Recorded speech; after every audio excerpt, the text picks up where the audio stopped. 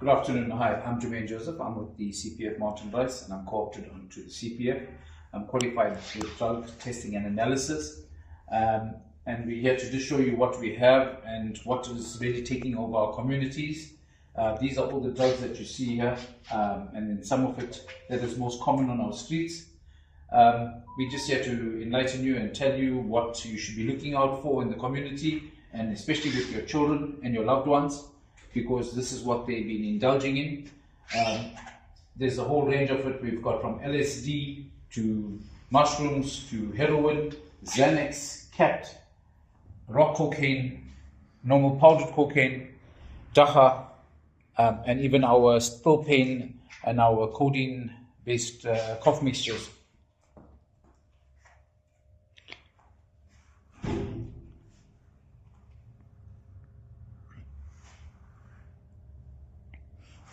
Lots of the drugs you see here are easily available. These are our big problems at the moment. This is Xanax, very big in our schools. You can buy it between 5 Rand, 10 Rand, just depending on what school you're in. But even available at primary schools. We are trying to clamp down on it, but lots of these are coming from prescription meds. So kids are stealing them from their grandparents or their parents' cupboards. We are having a major problem with that. The other problem that we are having is with the codeine-based, baby still pain, Bennie. These are all being mixed with cool drink and consumed. So what are the effects of children mixing these with cold drink and having them as lots of these are alcohol-based. Right.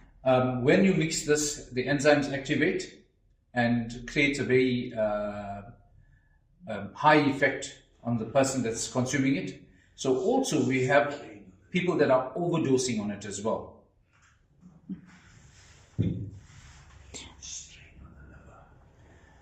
And also not forgetting that with these things that if you're drinking it every day and stuff like that, it is a strain on the liver. Plus also we're finding that a lot of prescription meds as well, like our tripolines, that our normal script meds that people are consuming. And you'll even notice that now Whoonga has also been made with ARVs, Ratex, even fluorescent dust, which is mercury. Have we been finding Whoonga in schools? We haven't been finding much Whoonga in schools, but on the streets we've been finding a lot of Whoonga. Our school drugs are basically Xanax, still pain, anything codeine based, and as well as alcohol. Okay. And is dacha one of them that's been found? Dacha is now the actual base drug. Lots of people say that it's okay to consume, but we're finding that, especially with scholars and stuff like that are consuming dacha, they must also understand that if you test high for any substance, you're not allowed to write the exam. So these are rulings, as much as the government say that they have now legalized it. Also, if you meet with an accident and you are taking dacha and you take a blood test, you're under influence, so you will be charged with being under the influence, so your blood test will come back positive. Then we've also got your recreational drugs, which are your synthetic drugs. Cocaine.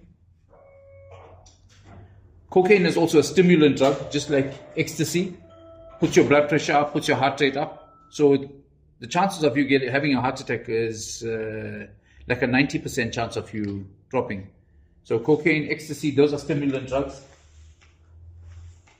So with pupils, if they were to take any of these drugs before attending class or whilst at school, what would be some of the behaviors that we would see from these learners? Okay, we're finding very strange behaviors. When I say strange behaviors, with the Xanax and stuff, you find some of them are falling off to sleep in school. But think about if the educator is in class now, the educator is trying to educate you, but you are sleeping in the class. Then you've also got an adverse effect on the Xanax as well, because when you take it, and then we've got children that are on Ritalin and stuff. So Ritalin's also been sold in schools, by the way. So we are finding that they are selling the Ritalin as well. Now you have an adverse effect when you take it. These are antidepressants. Right. Now remember, if you look at taking these here, it depends on your blood sugar level as well. You can go into a coma with this. Is that Ritalin? Xanax. So even with Ritalin as well, we're finding that they are selling it. They're also popping it. They're putting it into cool drinks and stuff like that. So we've got to be very, very careful when it comes to even searching your children, making sure that they've got no medication. If they are taking medication in school, that it's at the principal's office and they know the dosages and stuff, because you cannot give a child scripted meds to take into the school because we don't know what they're doing with it.